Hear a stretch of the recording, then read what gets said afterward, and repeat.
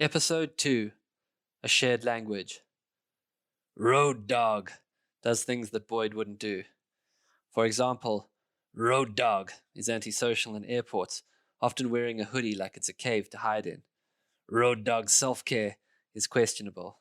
He's been known to make bad food decisions, and on more than one occasion has been guilty of drinking a milkshake alone in a hotel room for dinner and then dealing with the shame that comes with that as a grown man. Road Dog considers Uber drivers friends and the pulse of local communities. Road Dog first came to me a few years ago when I was most relentlessly on the road from city to city, town to town. I would call friends and family, and the voice of this jaded world traveler would come down the line. Hey, it's me, Road Dog. I just landed in New York City.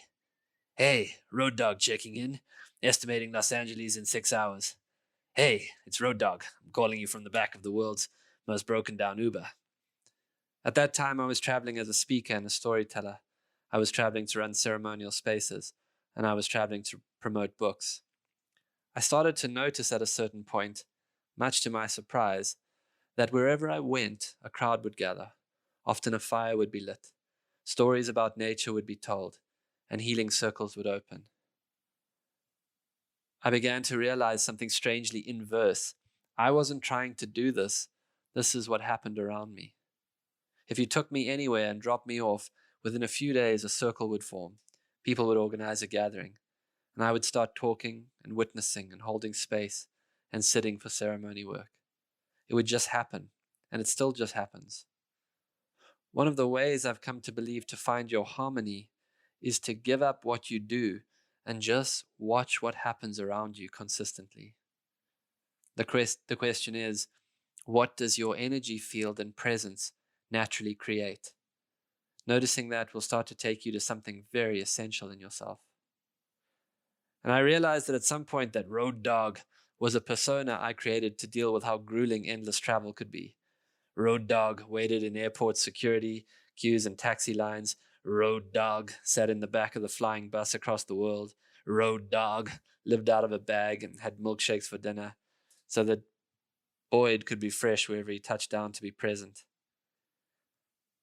And my friends who I would stay with all over the world, who got regular calls from the road and from the back of an Uber, came to know Road Dog.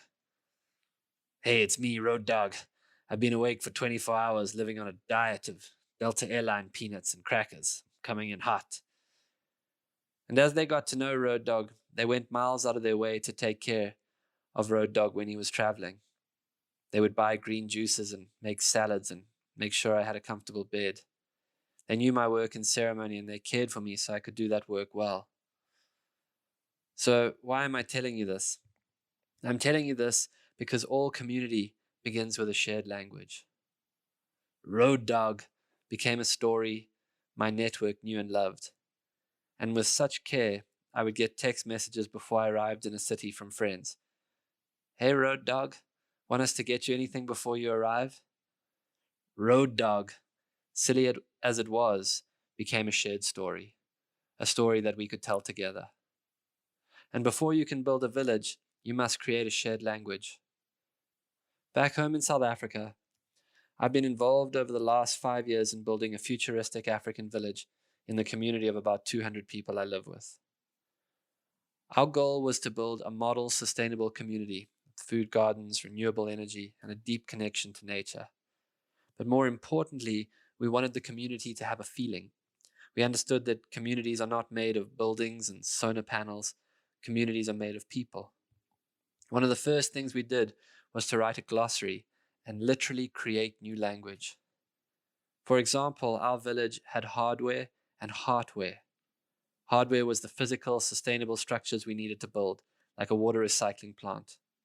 Heartware was community practices and disciplines, kind of like how each individual supported the community by behaving in accordance with our shared values. Heartware was a way of being.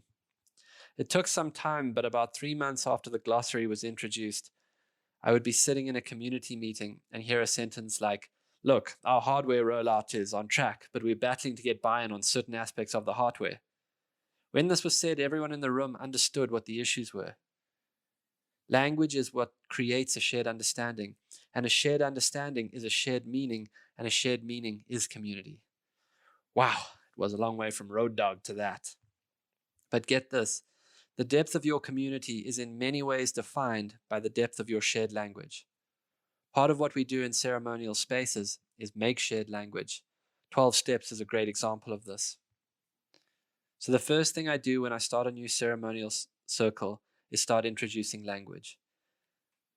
These are some sentences that become shared meaning in the communities I work in. Here's how it would go.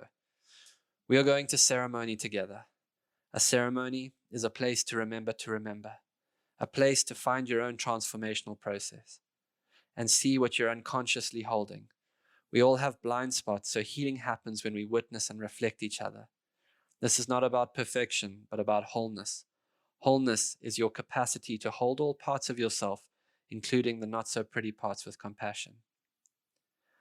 Now, when you start with language like that, some people in the group may have done inner work or have some personal development framework, but mostly people don't.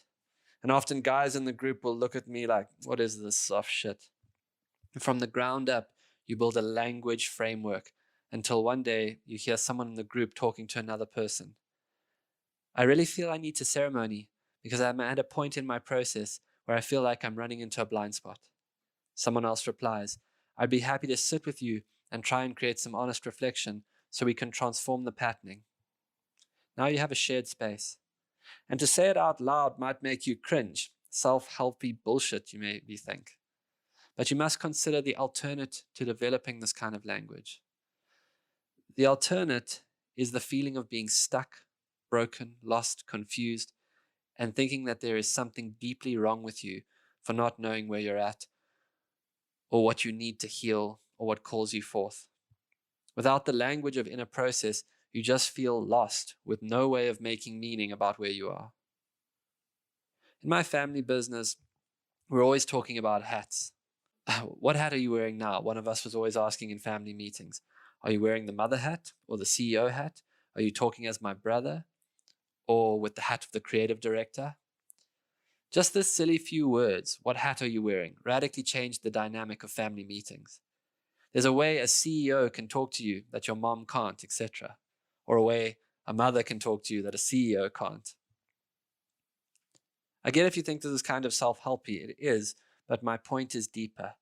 My point is people who have access to this have community that can go deeper than pretense and find meaning together, and that is rare and valuable in this world.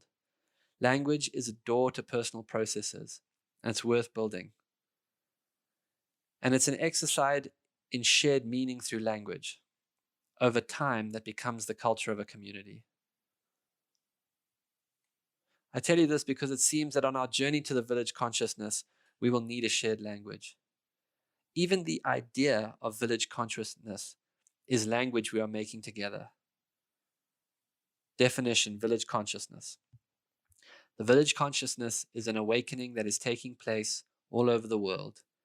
It is an awakening in people to a different, more relational way of living.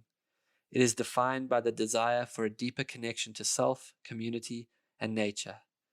It is an understanding that modern consumer culture does not present models for living a life of meaning, and so the individual, as an act of modern-day activism, must try to make a new, deeper way of living that allows for the expression of their true gifts and essence. Do you see what I'm saying? Community is made of language. Language makes shared meaning. Shared meaning pushes us from an I to a we consciousness. And one day, I hope we will meet in the street and you will say, hey, road dog, I also serve the village consciousness. And as you say it, in that moment, we will know that we are making the world village and we are both a part of it. All you need is a shared language to start, not land, not money, not vision. Just the impulse to live and a shared way to talk about that. This is Road Dog from LAX. Find the others.